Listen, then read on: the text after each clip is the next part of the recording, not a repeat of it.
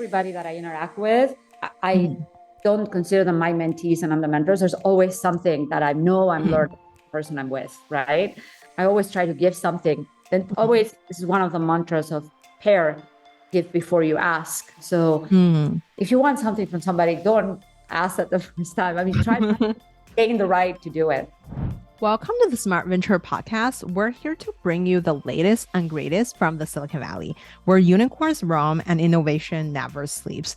We've got top investors, superstar founders, and well-known tech executives lined up to share their secrets on building and investing in successful companies. Just a quick disclaimer, while we may sound like financial geniuses, but please don't mistake us for your friendly neighborhood financial advisors. So let's get started and dive into the wild world of tech entrepreneurship.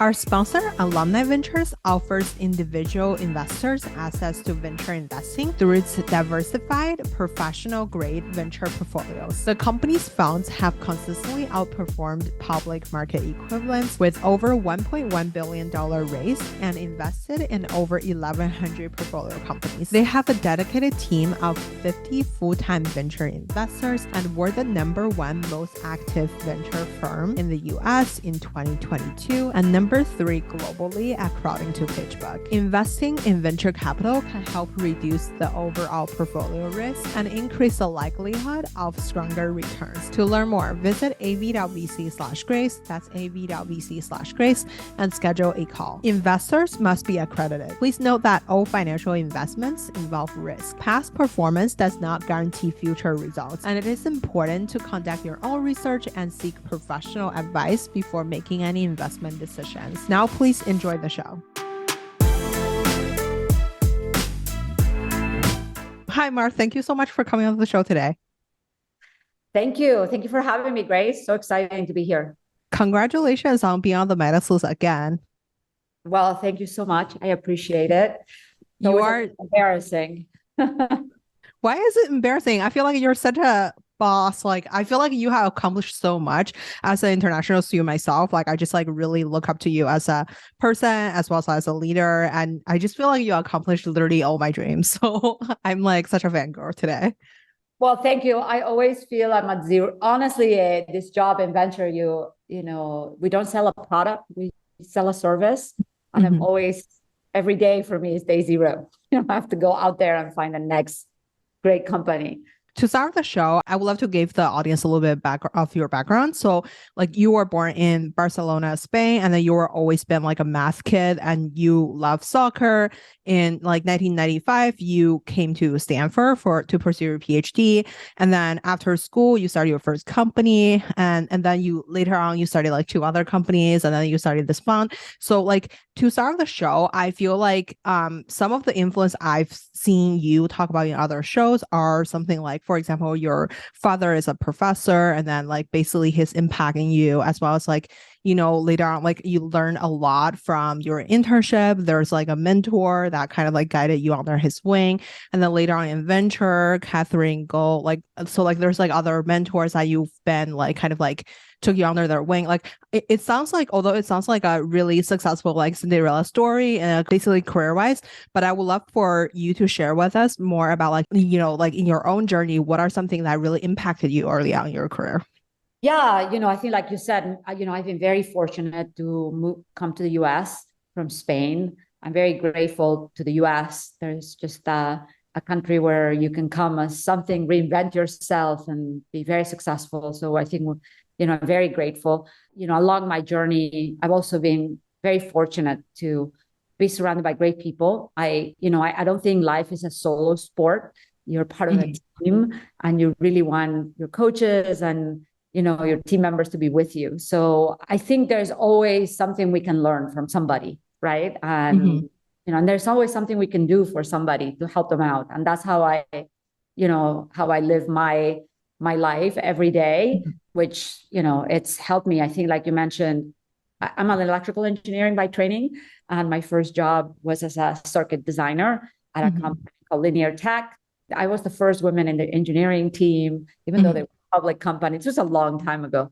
I was very fortunate to have Bob Dobkin, who was the founder of the company, take me under his wing. And like me, I think he was a tough boss, but he really wanted to, make me better, which I think that's what I strive to do. And same with Catherine, which you referred to. There's not that many women in venture. I think you're probably familiar with that, or founders or women founders. We're a small community. But if you rewind the clock 30 years, that's even less. There are years, the numbers were even smaller. So when I started the first company in 99, it was really it was so rare. It was almost, that I didn't fit any molds. But Catherine Gold was one of the first venture women ever. And, she took me under her wing, helped me with my first company, and also helped us raise the first fund at Pear. So, and again, she was very tough. I think I like tough mentors, but super smart. And ultimately, she wanted to make me better, which is awesome. I feel like you kind of built up this kind of like personal board of advisor of yours, including Catherine, including like other women. You were involved with like All Rise, as well as like you created this summit called Equity Summit, I believe. I feel like a lot of these initiatives that really shows that you're intentionally creating a really great network for yourself. I'm just curious, like, who do you consider as on your personal board of advisors, as well as like, how do you build these relationships? Because Catherine could help like other women or could help like any other person, but like, why did they all pick you? Like I said, everybody that I interact with, I don't consider them my mentees and I'm the mentors. There's always something that I know I'm learning from the person I'm with, right? I always try to give something. And always, this is one of the mantras of Pear, give before you ask, So if you want something from somebody, don't ask at the first time. I mean, try to gain the right to do it, right? So I think I've always tried to be, and we still do, right? Like, sometimes people build their sourcing or their deal flow by writing on Twitter or by whatever, doing events or, there's all these strategies. My strategy has always been, if I meet somebody, I'm going to try to do something for them. And then there'll be some karma and some things will come back. And that's the same with mentors or with folks around you. I think if you have honest that relationships that are bi-directional, it's great to be in the Silicon Valley. That's the culture, right? People help you. If I ask like one skill that you're constantly trying to get better at, or like on the other hand, like, what do you identify as your superpower or like unfair advantage in terms of you as a founder, as well as a fund manager, as well as like just like a person? Yeah. Well, I think my superpower is that, I have an engineering background and I'm very, very analytical, and I think almost in block diagrams. So whenever I have a company, a problem, something to solve or implement or an opportunity, I always try to put in boxes and inputs and outputs. So I'm very good at that. So analyzing a company, finding what's their weakest point or their best opportunity, it comes natural to me. That's really good. And it's actually venture is a great job for that, because we're constantly going from company to company, trying to synthesize information really quickly. So that's really, really good. Now, ways to improve. I have an infinite long list of how things that I could be better. The first one would be better at saying no, because there's only hours in the day. And you could always be doing more. And my natural persona is to say yes to everything. So, and I think you have to be ruthless with your time if you want to truly optimize, which I'm not great at. So maybe somebody you'll bring on your podcast will have great ideas about this. Speaking for the results, like although maybe you invest more time into like different these things that looks like really ridiculous, but like it may actually all come back to you as like, as you mentioned, like it's a karma, right? Like when you gave someone something and then technically they all come back at one point. You have to be okay if they don't come back. It's okay. Yeah.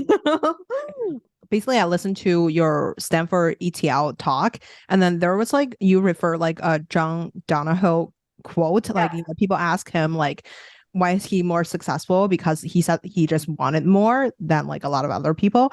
So like you have accomplished so many things. Like, you are on the MIT Tech Review top innovator under 35, and then you are the champion of innovation at Fast Company, and then you are on the Midas List. I'm curious, like, what do you think separate you apart from like your competitors or like other people who were kind of in your category? I love that story. I think I'll just tell it to your audience who think it's interesting. This was the game 7 of the NBA in 2016. And, the Warriors were playing the Cavs and they were playing in San Francisco. So the entire Bay Area was like, we're going to make it. We're going to win this game. Unfortunately, we didn't win. LeBron had a really good game. So we had John Donahue, CEO of Nike, and he was very successful to service now. He had gone to the Stanford USB, and we had an audience of GSBers and somebody asked him, how come you're the most successful person in your class? And he said, well, I was just like LeBron in that game. I wanted it more, right? And I actually think this is a really important trait of founders that make it, and people that make it. They just want it more. Whether you're an athlete, an actress, a venture capitalist, an entrepreneur, you have to go that extra mile, to really. It's like turn it to 11. You have to go to 11 in order to really make it. Sometimes it's innate. I think a lot of us immigrants, we have that.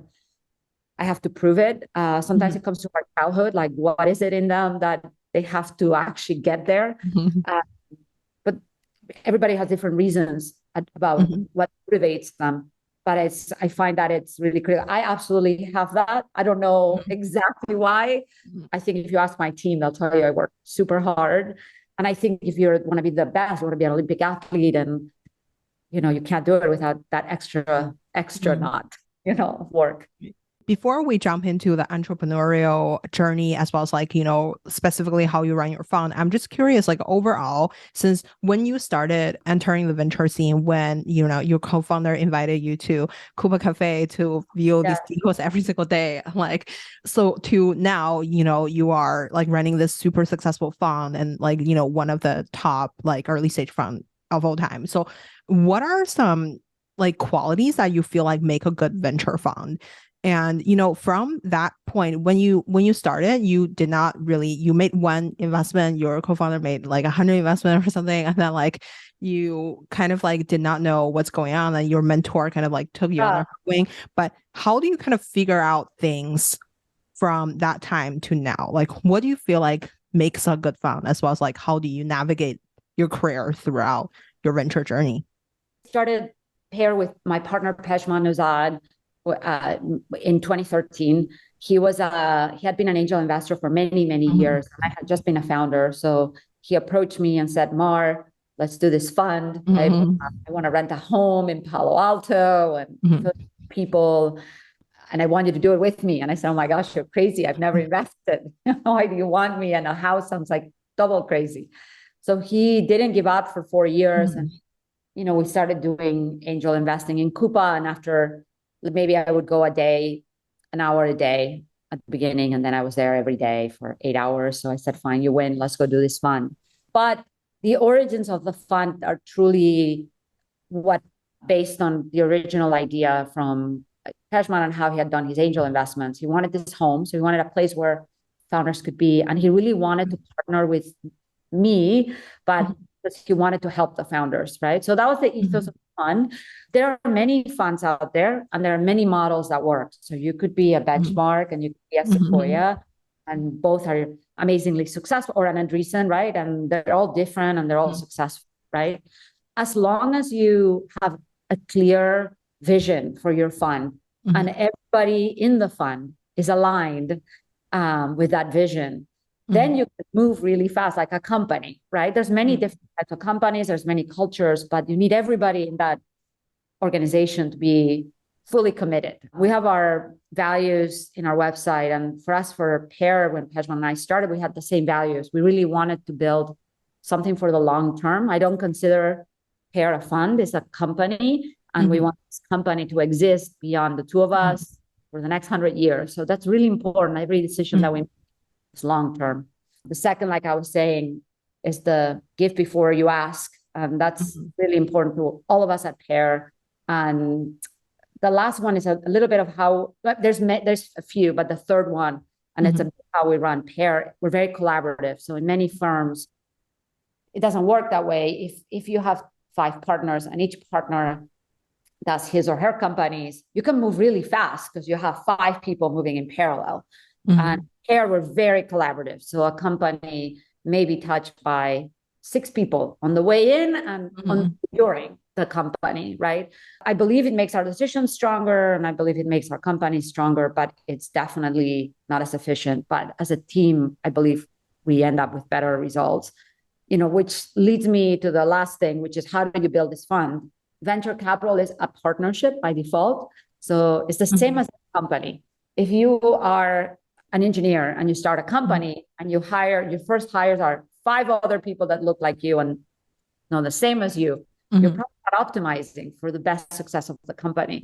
You want to have the most, effective and diverse team that fills up holes. Anybody that you bring into this team has to add value that you don't have internally, right? So somebody told me, actually one of our, Joe, who is one of our recent hires, told me, I think I figured out Pear. It's like Ocean's 11.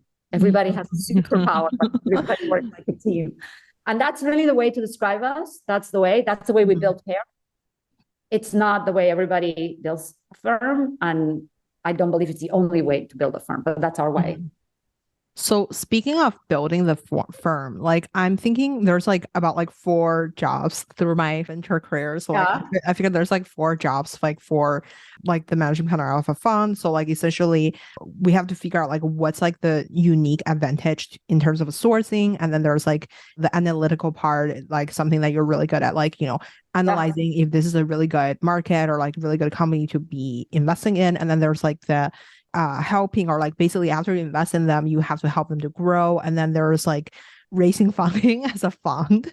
So I'm curious, like in terms of like thinking about these 4 different areas, in each area, how do you think Pear has like the unique unfair advantage? And like, how do you kind of like establish yourself to, be more competitive than your competitors in terms of these kind of like 4 categories?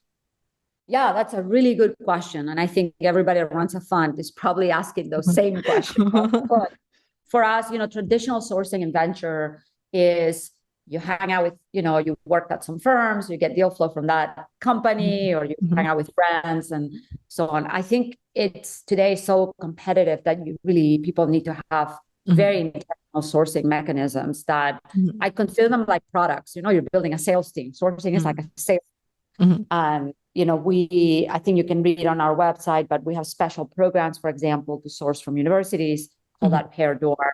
We've had a very successful, and at the same time, when we do dorm, it was very authentic to me because I started my first company being a student. So I said, I want to have the venture firm that helps that student be the best CEO. And that's the mission of dorm at the end of the day. It's not like, let's get the best companies. It's, okay, there's a real affinity with that group, right? So that was an intentionality behind it. So that's one source. For the last couple of years, my partner Vivian and I, we've been working on creating more companies out of female engineers. So we have a program for female founders, and it's part of our sourcing. But again, it's very personal to me because I really would like more women to start companies and be successful. And that's a lot of work because you have to do this work before they have a company, or they're just ideas and there may not be anything, but at the end, some of them will start companies. So anyways, that's how I think about sourcing. All of us, we have a great community. There's a lot of events. I think when you come to Pear, you get indoctrinated to be a sourcer, by yourself. And everybody, the picking, honestly, is the hardest thing in venture. You spend very little time doing it. If you think of how do I spend a year of my life, not much time, right? But it's the most critical thing you can do as an investor. You have to pick right. And all our mistakes are not picking right, missing something. That's the worst. So anyways, that's that. Then winning, luckily, I think winning, Hershenson is really good at winning. He's great.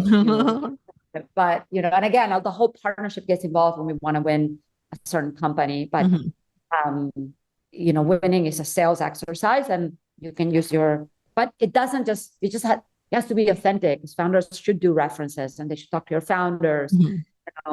So it's really, winning is hopefully speaks for your work at the end of the day. Anyways, and finally helping. This is something that I'm also very involved on, because it's a very analytical part of what we do. If you think about it, it's like we invest in a company when it's pre-product, pre-revenue, in most cases. What is the best way you can help this company get to product market fit? And there's two schools of thought. One is, hey, just choose the best founders that don't need any help and they'll figure it out.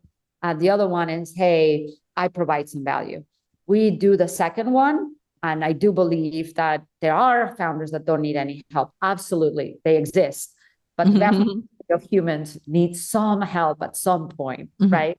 We've built over the last couple of years possibly the best recruiting team in the industry. We have 4 folks in the recruiting team. I think they've done over 40 hires in the last 4 months for our portfolio companies. And that's, for the stage we're at, if we can bring in a company an engineer or a designer in the first 3 months of the life of the company, and we're committed to do 3 hires per company, it's amazing, right? So that's a place where like, hey, we're going to put our management fees where they are. It's great.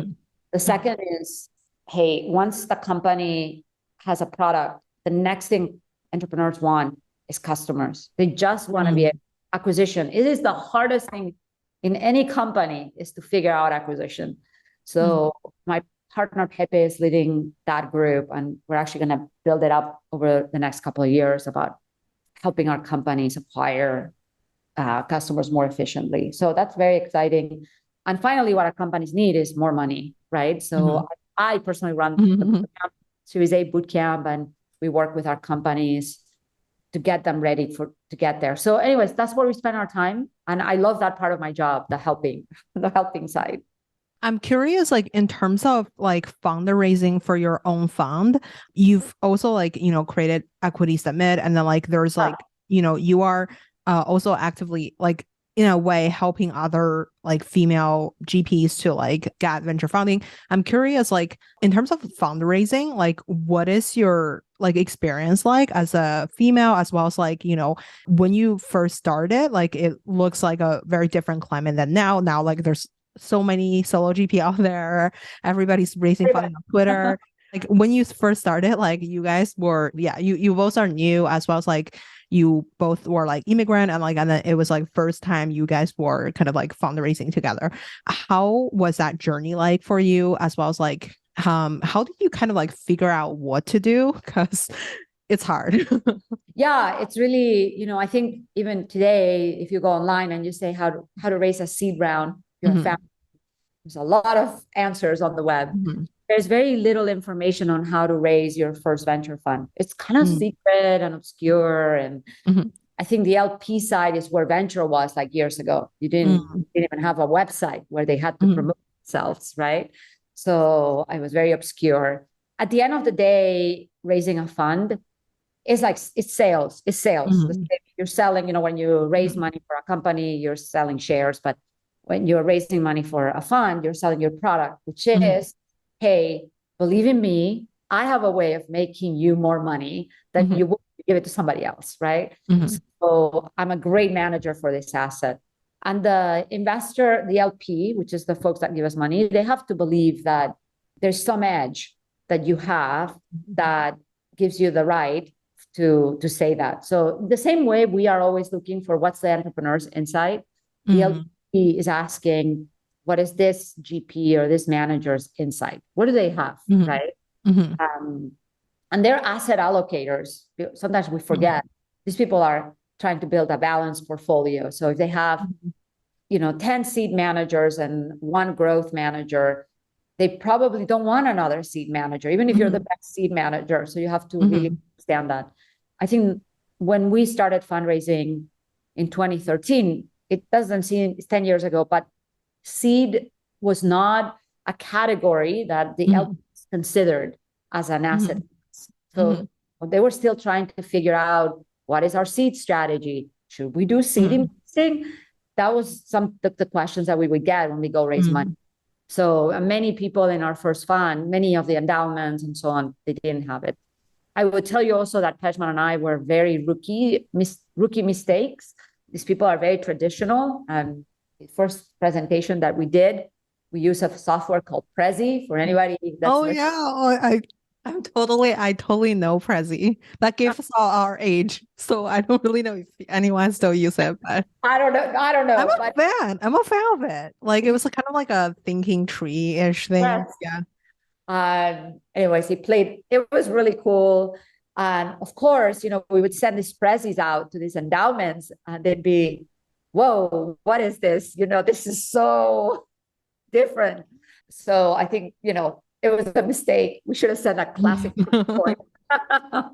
Anyways, luckily, like I mentioned, Catherine, who was one of my mentors, and she had started Foundation Capital. She said, "Oh, Mark, come here. You got it all wrong. Let me help you." Right. So I feel like I have to give back. I think Catherine really helped us put our deck together, tell our story, explain how it works. So I felt, I should give back. What is it if you don't give back to people, right? So that's, one of the reasons we started Equity Summit. So Equity Summit is a conference that we run annually. I run it with Katie Raid and Charles Hudson, and who are GPs in our industry. And our goal is to have more underrepresented managers. Even though there's women in venture, very few of us have check writing ability. It's just not the way the industry works yet. So we said, okay, we'll bring about 60 LPs and about 80 underrepresented GPs, and we'll give them an opportunity to get to know each other. It's not a conference where people have talks. It's just an opportunity for people to network, so small groups, etc. And the goal is make those connections and also have more senior GPs teach the junior GPs, how to build a firm. So I think a lot of good things happen. We're in our 5th year, and it's very exciting to see it happening. So I would love to self-invite to join, but I don't really know I'm pretty sure like everybody there are like, you have to raise like 100 billion or something. Like you have to have a social presence. Oh, no, you don't. But, you don't. Like, we have different groups. Some you have to, we have an audience where some are, yes, but some are my first fund and I've never raised. And how do I do it? So yeah, I would love to be considered to, like, I will send in my application for the amateur group. Awesome. The amateur table. But great. I think you're a legend. Like I kind of feel like this is like incredibly hard to like really, number one, to have the confidence to like raise a fund, as well as like you find a partner and then like, who is kind of like really, really complimentary. So like coming from a sales background and then you're like this analytical person, and then you find a mentor to like teach you this, like you're putting together after like what you have done for yourself. I feel like this is really, really impressive. I'm curious, like, what is the difference between raising a fund and raising funding for your company? Because you have successfully started multiple companies and then you have sold your company. And then the first company, we'll get into that story later. But anyway, so TLDR is like you were successfully like doing everything as a founder. Like, what's the difference between raising a fund versus raising for your company? The process is slightly different. I'll get into it, but the fundamental thing is the same. You're selling. So you have to, this is a really important skill for anybody, any human, as a founder, selling, because you want to be a good salesperson even if you're not a founder and you're in a company, you want to sell your ideas internally. You want to hire somebody for your team. You want to sell them on the opportunity. So selling is just such a good skill. I feel like we don't teach it I think in academia, we think of it as kind of a lower level skill. It's the most critical skill. It's really a skill to have. And, you get better at it by practicing more and more and learning the lessons, etc. So I'm a big believer. I think sales, very important skill.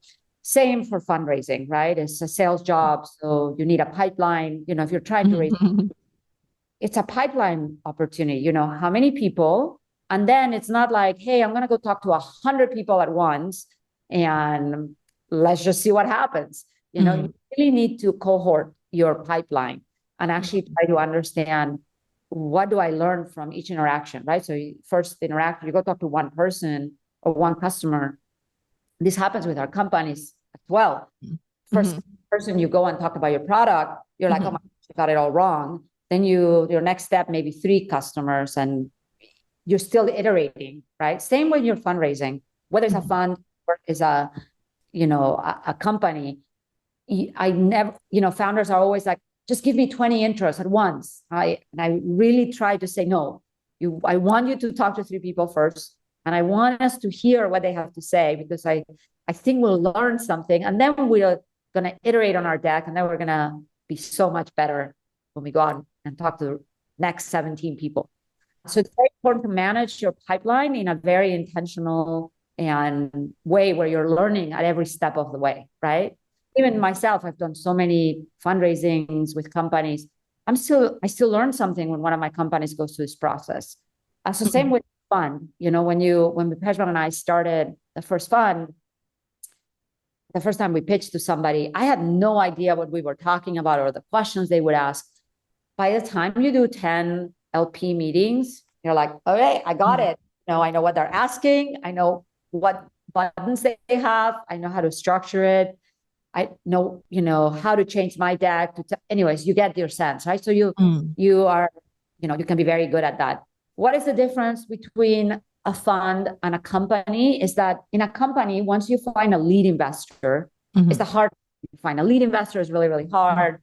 And then, but once you have them, very quickly, within a week or two, you fill up your round, especially if your lead investor is somewhat meaningful. It's a pretty good deal. But in a fund, your lead investor, or your anchor, it's called anchors, may only be 10% of your fund, maybe 20%.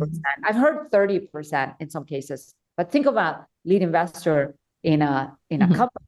Those people are 80% of your round, or 2/3, right? So that's a challenge. You're not done. There's more people you have to convince than just one to actually get your deal done. So that's a slightly different dynamic. But the sales is the same.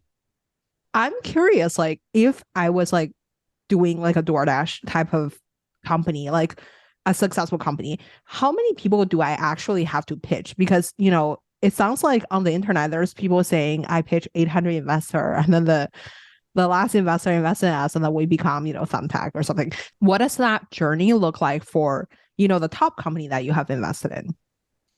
Well, the seed round of DoorDash was actually very hard. If you ask me, he would tell you that it was one of the hardest rounds. It wasn't easy. At the time, there were a lot of food delivery companies, same now today, everybody generates AI. At the time, there was a lot of last mile delivery. So it was a hard round for them to raise, not because they were contrarian, just because I think there were other people, and I think they were buying their users and had traction. So it was not trivial. It's very dependent on the company. Sales is really hard, right? It's always hard to ask for money. Always. Nobody give money. It's hard. So, even our companies, what's your success rate when you have pipeline? It's very low. Under 10%, you will, from top of funnel to close deal. I mean, very low, single digits if you're right. So same with a fund. Now, it really, again, you can optimize the number if you run the process in a way that informs you in the process, right? So if you're learning at every interaction, and it's really hard, it's really important to be learning at every interaction. So the advice that I would give you, let's assume you did those 4 investor meetings and the 4 of them failed. Okay, the most important thing to do is to send them an email and say, it was awesome to meet you. It would be really helpful to me if you gave me your honest feedback, and because I'm really going to try to do this. And do you have 10 minutes to get on the phone? And most people will say yes. Okay. And if you then take that feedback, they may be wrong, right? But if you can rationalize why they're wrong, keep going, right? At some point, that's where you can use your external advisors or so on. It's like, am I going crazy? Am I completely crazy? Sometimes investors are all wrong, by the way. So, I don't want to give you, but you want to rationalize it. What is a hypothesis that they're not believing that I am believing?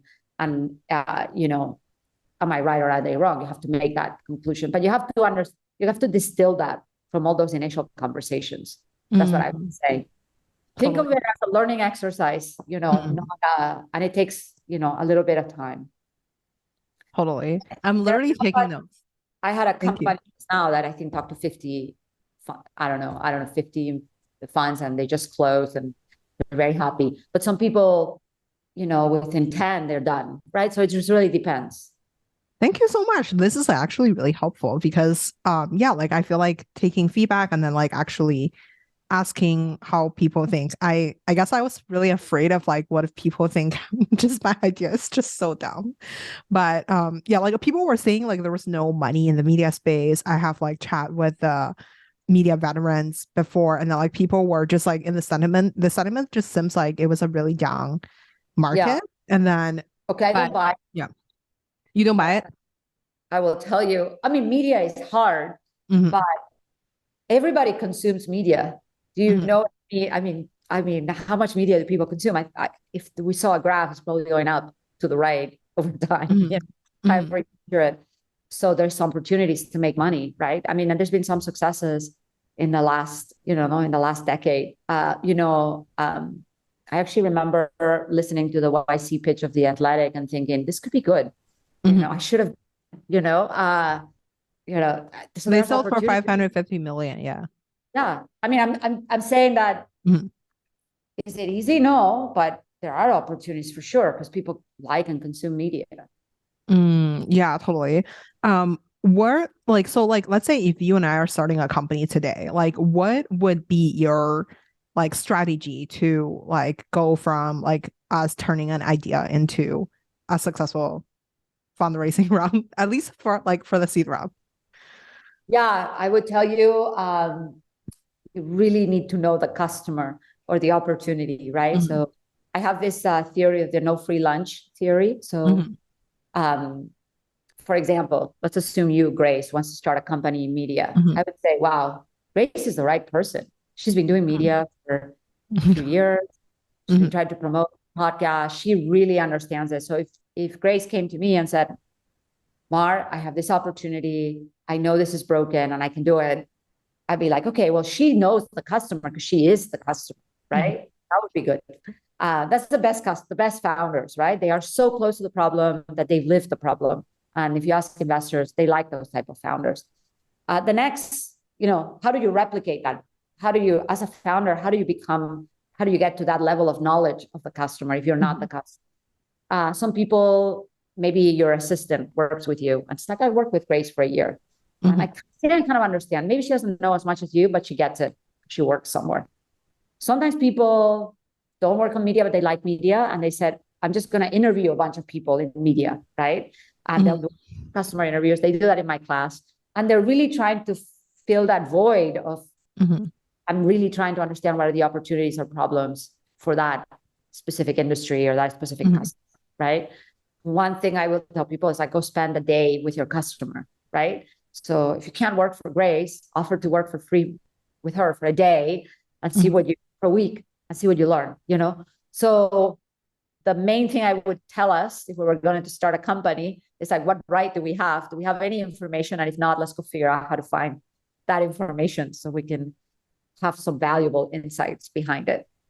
I think like you are teaching this class. This was actually like one of the things that you teach your students, right? Like, so basically you have to talk to 120 different customers, I believe. And then some students just gave up. And then like some like 10% people actually start a company after like taking the class. And then that's like a really high rate. So after they figure out like the insights, like how do they turn that insights into a successful company?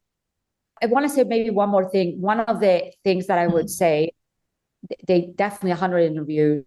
There's no magic number. I think my mentor Steve Blank would say is 100 numbers is Mhm. 100 is the magic number. Unclear, depends how complex the system is. But yeah, at Mhm. least 100, let's say. There's another thing that I think we forget in Silicon Valley that is really important. It's not just the product and the customer.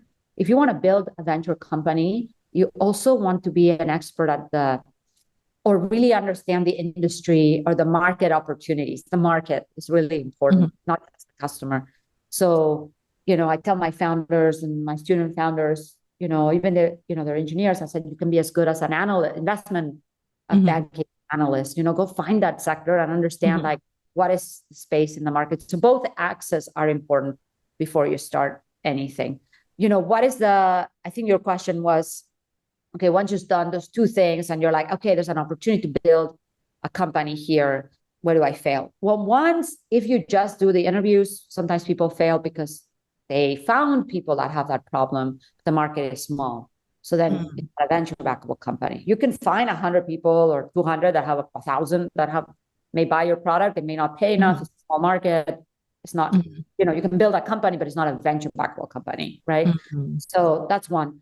Second, honestly, even when you come out of the class and you have some hypothesis, it's very, very possible that you still have to iterate and pivot one more time or two more times, right? It happens when you're trying to find product market fit, that you start with some insight, you go build it, you put it out, you can't acquire customers, or you can, but it's too expensive. Then you have to go back to the drawing board. Again, the learning cycle. Again, okay, what did I miss? Or what did I learn? And then go back and iterate. It's very taxing emotionally because you're so committed to that initial idea. So that's why when I work with my companies in the 0 to 1 stage, I tell them that it's not about, finding product market fit. It's about this intelligent iteration so that we get smart at every stage. And that's how we get somewhere. Most of our companies have to pivot to get there or do some sort of adjustment. It's not a straight line. It's rare that it's a straight line. I totally agree with you. Okay, so my next question is, there's like two parts of the question. One part is like, okay, as a founder, we talk to the 120 customer, like 100 customer, and then we gain some insights, and then we iterate based on what you just mentioned, like, we iterate based on these feedback, and then we kind of like have the product. Now we're going to shoot for like the investors, right? Like, number one, how do we even get the 50 investor to be interested in us to like just even have a conversation, right? Like, I feel like as a founder, one of my challenge was like, I like to ask for help, but like I feel bad for like, let's say if like I can't just be like, hey Mark, can you like look at my company ideas? Like you would be like, what the hell? So like, how do you like shamelessly, but also like be considerate to the other person's time to be like asking for the introduction to get 50 investor to be even having that conversation, right? Like, and then number two is like, as an investor, like let's say today I pitch you, what kind of research would you do after you finish our meeting? Because, maybe like you may internally having some sort of like mapping in terms of like maybe this year is AI. So like maybe internally you have a mapping to a certain degree of like category of things. But like, let's say pitch you a media company as a early stage investor, this may not be, your primary focus, but also like maybe it's something that you would look at because it's already, you already took the meeting and then you are like looking at the market. So what would you do right after our conversation? Do you talk to the customer? Do you talk to the expert? Like, what are things that you use to filter out if I'm worth your time or not? To get introductions, I believe there's so many seed investors that you should be able to get interest, right? But for example, Grace, you and I are friends now. If you start something, or can you make some interest? I will gladly make some interest. So, that's how this business works, right? So maybe it was too long an hour. I don't know, but might have done it shorter. But, that's one thing. I think you have to use your network. I tell my founders and my kids, LinkedIn is like the best tool in the world. And, you know who you're connected with, and you can ask people that are connected with other folks to do something for you, right? And that's how we would get our first interest at Pear. When we were first fundraising, we didn't have a list of LPs. We didn't have a network.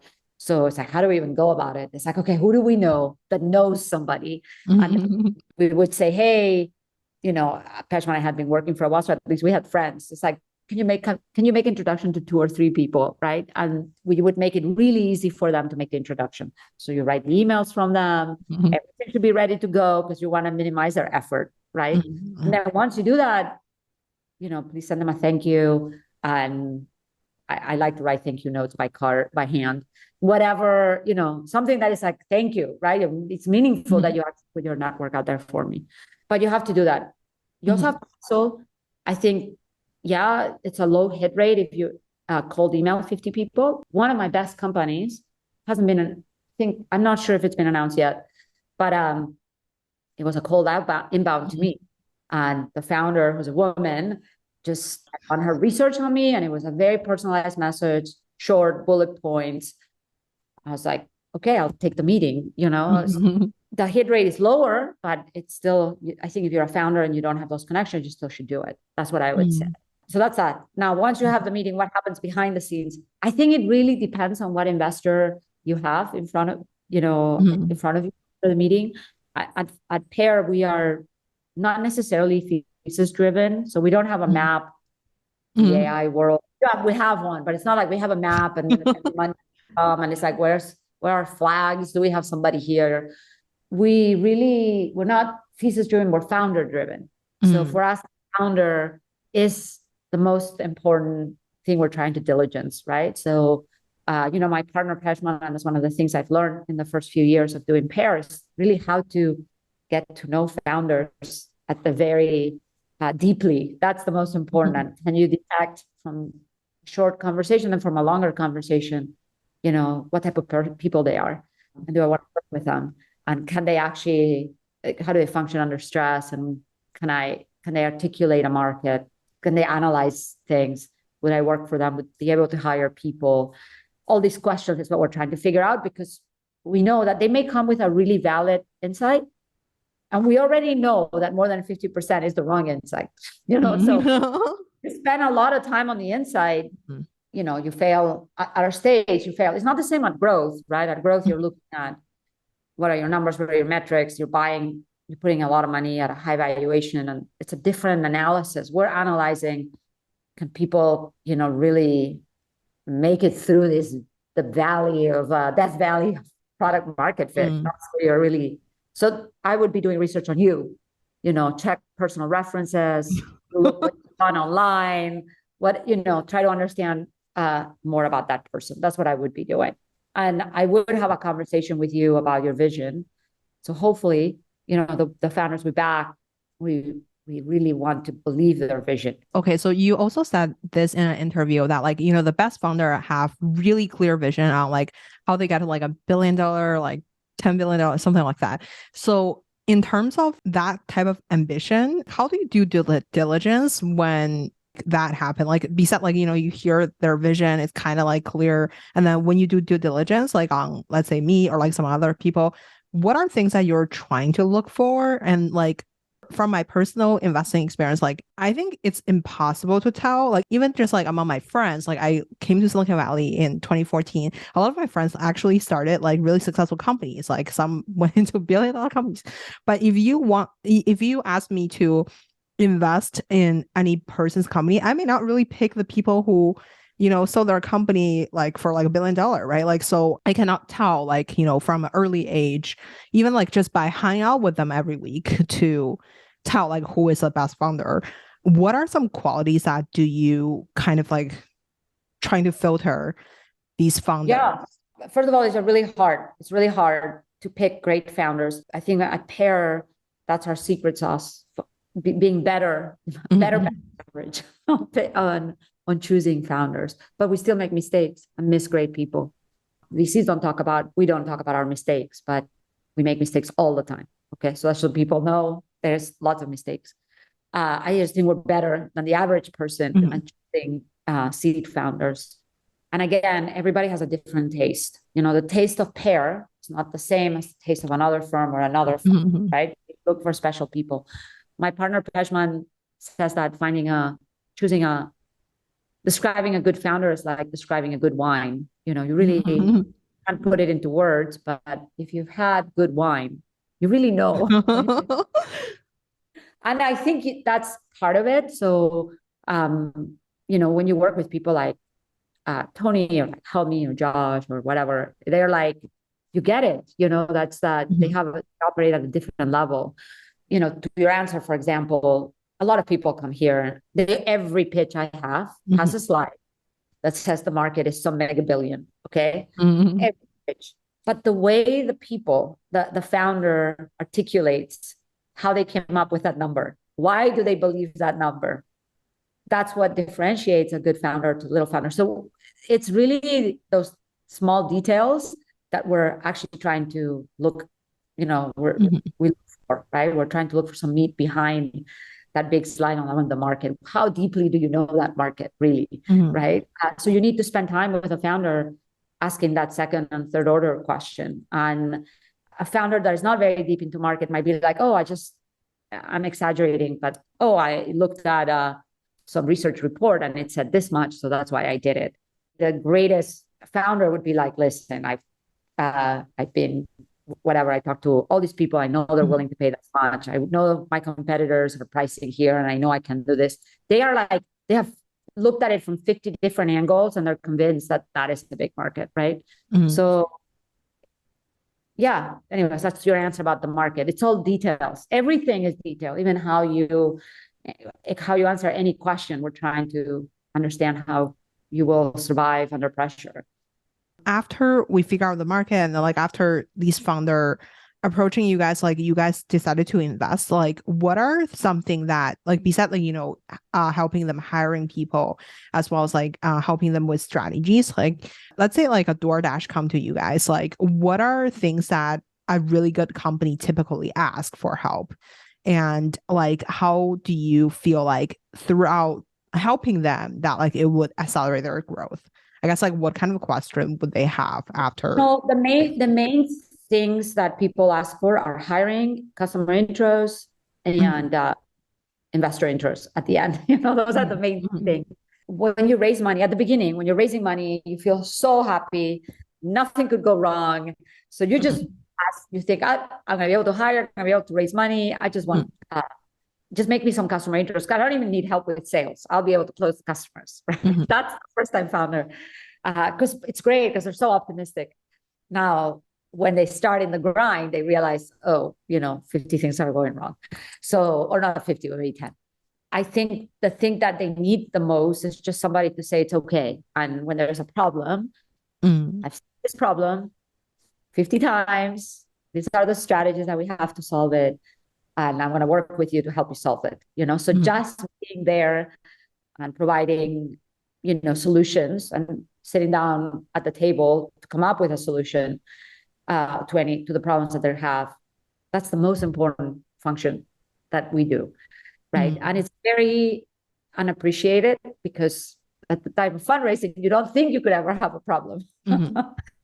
I think always like doing a successful startup is, surviving your own character flaws or surviving your own mistakes, right? But that's what we're there for. How do someone educate themselves on the founder journey? You have taught class at like Stanford, as well as like, you guys have these boot camps, but like as a normal person, let's say we did not hit the threshold of like entering your class or like entering your boot camp. Like how do we do the replacement of like kind of like train ourselves to be a better founder? There are a lot of resources for founders. This is like amazing. I'm so happy that entrepreneurship is such a powerful tool that should be in the hands of everybody. So there's just so many boot camps, entrepreneurship books, people you can talk to, newsletters. I mean, there's just so much that I think anybody that wants to learn these days can learn, right? It's amazing. Again, the same question, the same thing that we were saying earlier, like, how do I figure out what to work on? Go talk to people, right? Go talk to people, interview folks, and what you're doing, right? I'm sure you're doing an interview every week. You're learning so much. So same thing, right? Listen to podcasts. I people that want to learn a lot, they listen to them at 2x. So, you could try that strategy. But that's part of what there's in today's day and age, there's a lot of that way. The second, as I was saying, is spend a day in the life of. So if you can, go work at an early stage company, right? If you can afford it, and don't look at, hey, how much money am I going to make, or how much equity. Is more like, okay, maybe you're young, maybe you're not, but I'm a young person. I'm going to make a commitment for the next year. I'm going to learn, and I'm going to go and join a startup and try to do whatever I can to help. And I think there are opportunities for you to do that will make you a better founder, right? You're living that from the second seat at the table. So anyways, that's what I would say. And, the last thing is, like I said, use your network, right? Use your network. I think I am definitely, my class and Pear is definitely not the only way to be a great founder. There's multiple ways. You're a great way, but it's not the only way. I'm sure. But like, I feel like still like, I would love to one day, like take your class, as well as like, potentially like experiencing the boot camp and everything. I feel like you've just like definitely built a really successful fund, as well as like you have just like done super well as like an immigrant. And I just like have so much respect for what you have accomplished. So we are at the last section of the interview. So I have a couple mini fire round for you. Number one is, what's your favorite book? I kind of already know this answer. So it's You know that answer? Well, my favorite is most impactful book. It's the 40 Steps to the Epiphany by Steve Blank. It's an old book, but it's written for engineers. I feel like he wrote it for me, but it's written for engineers, and it really goes through the journey of finding product market fit. It has frameworks that you can use as to how most efficiently navigate the stage of a company. So, I highly recommend that book. There's many others, but I highly recommend that one. Who made the biggest impact in your career? I would say the biggest impact in my career, to be honest, was my mom. And I know she's not a professional, but, I was born in Spain. Very few women worked at the time. My mom was one of the few women that were working. And I really did want to work and be great. And, when I was growing up, one of the things she would say always to me is, you achieve more with a smile than, with arguments. And I think that's really very important to keep in mind for any of us in our journey, like especially us in Silicon Valley, especially me, that I'm very analytical, but you could have many very rational, but at the end you're interacting with people, and just be a good person and be kind, and that goes a long way. Taking notes. I have a question. Like, this is just coming on the spot because you have 3 children, and then I did my stalking. You have 2 boys, 1 girl. But anyway, so we're not gonna get there. But so you are really successful in your career, and then you raise 3 young children. I'm curious, what's your advice for new mom? I'm literally 8 months pregnant. So I'm about to congratulations. Thank you. I just really want to learn from you. I want to be you one day. So I just really want to just learn how you do all these things. I think you want to be better than me, Grace. You can do it. I doubt it. I will be better than you, but I would just want be better. Do more. I would say, listen, parenting is like venture in the sense that it's very personal. Everybody has a different style, and it's whatever works for you. Right. I respect a lot women that decide I can't be working. I need to go take care of my work, make my children amazing. And I respect myself, who went back to work really quickly. Kids are very resilient, and you build different people. Depends on, what type of parenting you have. I would tell you that the best thing is, especially if you're a young mom, you will run out of time. There's just not enough time in the day to do everything you want to do, right? So you have to start being, trying to figure out what you can outsource. You should be outsourcing everything you can, and you shouldn't do. Even automating your household.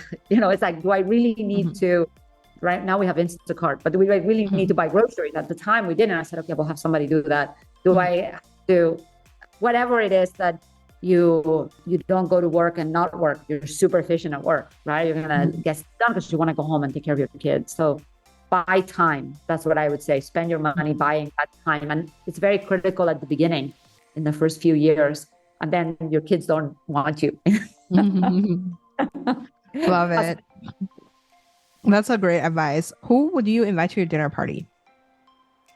Honestly, I feel if I had a dinner party, I would still invite Peshman, who's my partner. He's he makes any dinner better. So that's great. Where can we find you outside of work? I love running. So I love running. I love hiking. That's what I like to do on the weekends if I can. So if anybody wants to go on a run with me, or actually pitch me on a hike, they can reach out to me. I would love to. But where do you hike? Well, I live in Los Altos, so I do a lot in the Stanford, Woodside, Portola Valley, or Dish. I do the Dish. It's 1 hour. It's the perfect distance. Oh, nice. That's awesome. Last question is if you're angel investing in one company or one sector today, what would you invest in? What excites you? Honestly, it's not sectors. I only invest in people. So I think I'm always looking for the moment where somebody comes in and educates me on what a great opportunity there is in some sector that I didn't think about. I do believe founders know more than me. And if not, then, I should be a founder myself. That's what I think, So I'm not really particularly obsessed with any sector, just the founder that can articulate that to me. Awesome. Thank you so much, Mar, for taking the time to the show today. Thank you, Grace. Thanks for tuning into Smart Venture Podcast. If you learned something from the episode or even just mildly tolerated me, please subscribe and leave a 5-star rating. I promise I will keep bringing you more successful, insightful interviews and insider tips about startups. Remember, sharing is caring. So tell your friends to listen too, or enemies, I won't judge. Until next time, keep venturing smartly.